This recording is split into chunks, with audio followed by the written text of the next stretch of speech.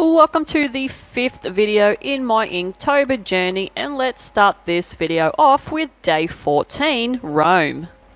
What came to mind was people that went missing when they roamed around. People have been going missing after walking off or travelling somewhere for hundreds of years, such as Amelia Earhart, who flew solo in a plane and disappeared over the Pacific Ocean, and Sir Francis Drake, where he died at sea on his ship in 1596 and was buried at sea in a lead coffin, but no one can locate his body, even after centuries of people trying to find it.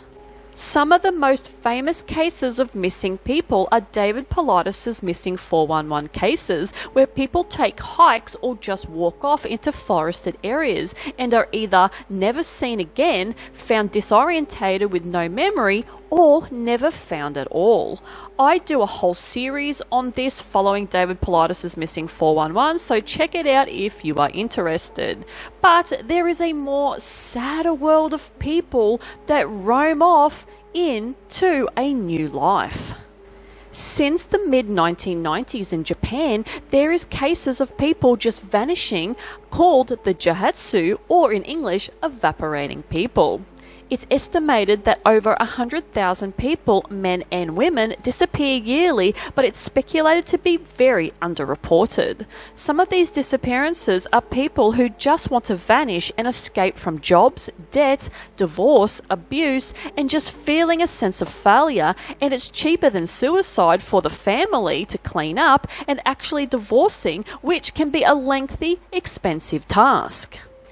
There is a book called The Vanish, The Evaporated People of Japan in Story and Photographs, and is an in-depth explanation to the phenomenon. The authors Lena Marga and Stefan Remiel couldn't believe that this was happening and spent 5 years looking into cases.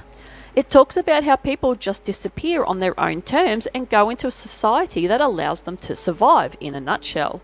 Lost souls escaping their past lives of their own doing. Men who have cheated on their wives and lost their jobs feel ashamed, so they just disappear and can live in small, squalid hotel rooms with others that are in the same boat. These people will live without IDs and take informal jobs that are illegal to survive. They can't get any social security money for fear of being found out. They just want to stay off the radar. They feel shame in asking for help, as this is a stigma in the Japanese culture. They just want to handle the problems themselves. There is even businesses that are called yonija, or night moving companies, that pop up to help these people make vanishing easier for them and make sure that no one is trying to track them down, and police just won't get involved unless there is a crime evident. Now, the illustration that I did for this prompt today was just of this little creature that is roaming around, going from place to place, and he's harvesting limbs. There's a couple of inhuman limbs hanging out his backpack, and he's just having a great time. He's just walking around, on his little journey. These things could have tried to, harm him while he's on his way, so he just dealt with them the best that he could, and he's just continuing on his journey. So that is it for this one today. So I will let you watch the rest of it, and I will be back in a moment for the next prompt in this video.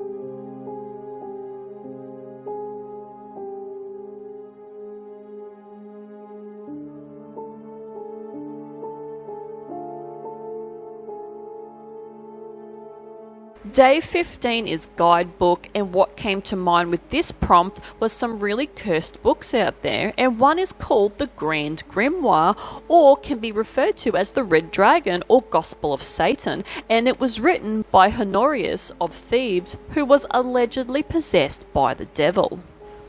This book is described as the undisguised handbook of black magic. This book goes into great details on how to summon demons to use for one's own bidding. This book apparently dates back to 1702, but it popped up into public view in 1750. This book is considered cursed by the contents that are contained in the pages because of the rituals to summon hostile and dangerous entities. The language it is written in is said to be another powerful tool to make it even more dangerous. It consists of 4 parts in the book and contains instructions on how to summon Lucifer, which requires a blasting rod so when he appears you can smite him into submission. Then a deal may be made with the devil himself. It's considered a dangerous guidebook on black magic because if these spells and summonings were to be done, it could have ramifications by letting something through that you don't want running around and have no way of getting it back into wherever realm it came from. The original copy of this book is said to be housed in the secret archives of the Vatican and is not allowed to be viewed by the public. Now, the illustration that came to mind for this one was just naturally a big old book with some sort of creepy demon coming out of it that has got some sinister ideas on what it wants to do. So that's basically all this is. So you've got this creature, it's coming out of this book because someone's obviously read the pages and summoned it, and it's got the most happiest grin on its face because someone's let it out and it's going to be running amok wherever this particular book is. So yeah, there's some blood coming out of the book to represent the pure evil of this demon that is coming out, and yeah, no good things can come of summoning entities from a book. So whatever you do, don't ever do it. Don't ever get a Ouija board and do it either, because I personally do believe that enough energy can be created to bring these sort of things into fruition, and you don't want that shit attached to you. Anyway, that is it for this illustration. I will let you watch the rest of this one come to life, and I will see you in a moment for the next illustration in this video.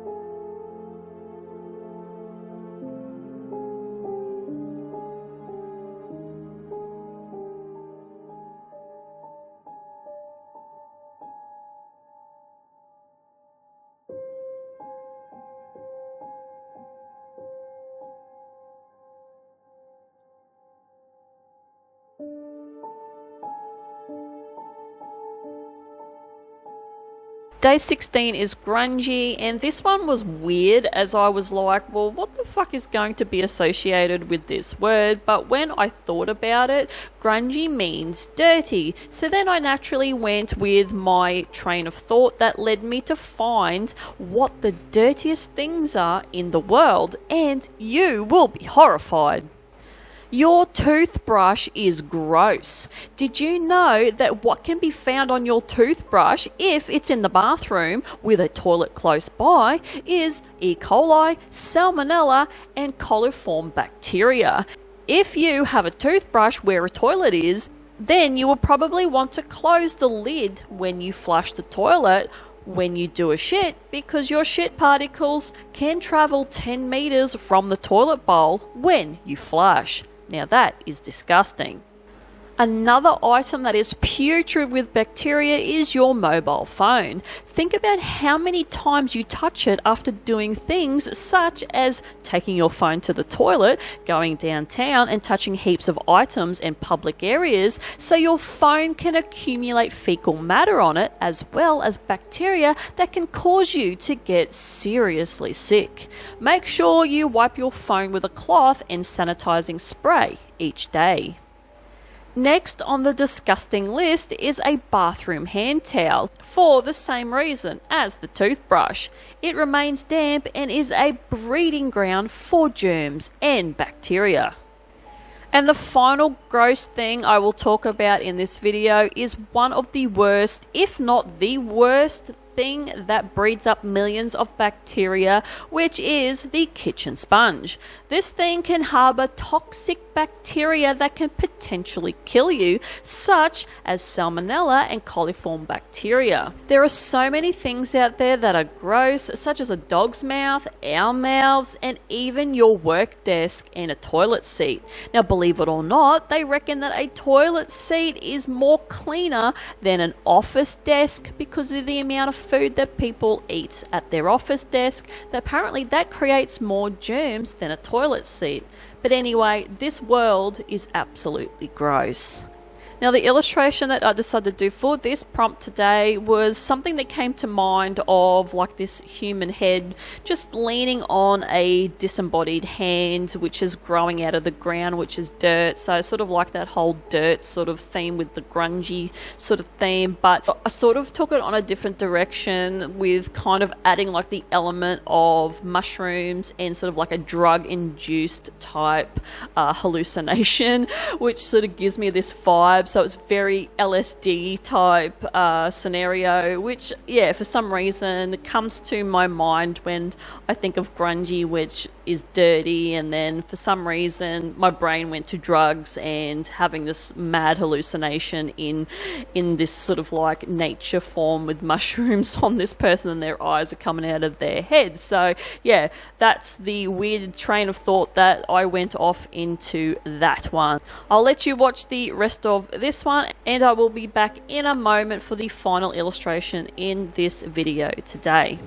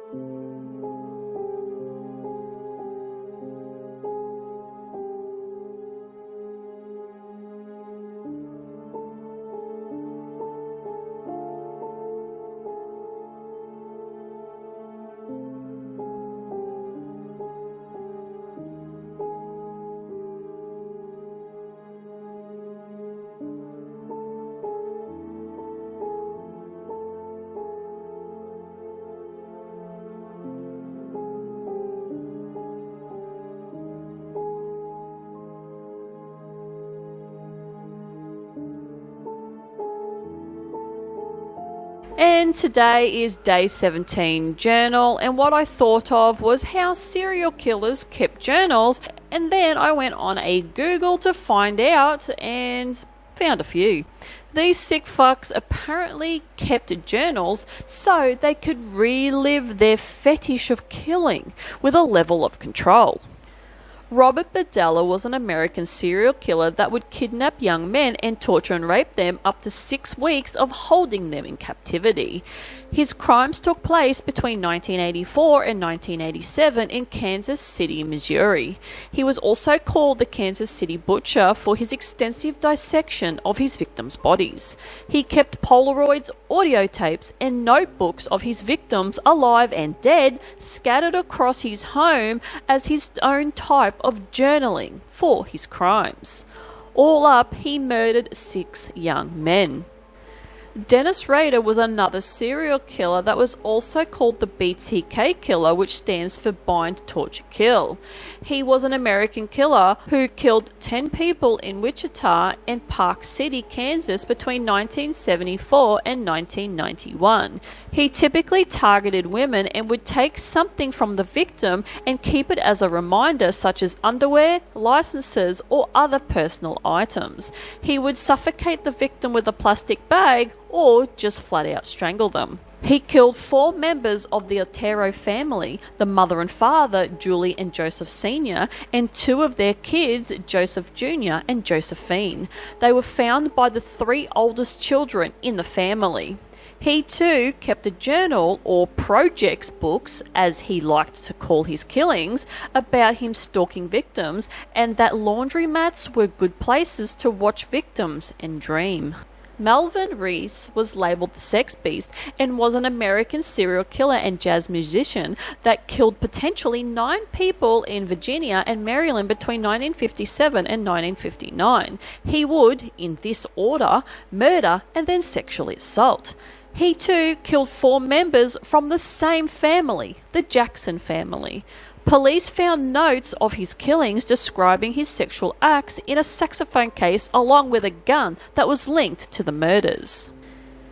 There are more out there, but this is just a few of the sick fucks out there that do these heinous crimes. Now, the illustration that I decided to do for this one was a very simple one. It was just a little pumpkin kid that has a journal up on the wall, and he's also got a notebook that he then has a list of people that he's going to kill, and he's already killed somebody, as you can see by their hand that's in the illustration. So he's just making a note on the roll-up piece of paper that he's got attached to the wall, so it's just easy for him to, go down the list and cross out as he murders them.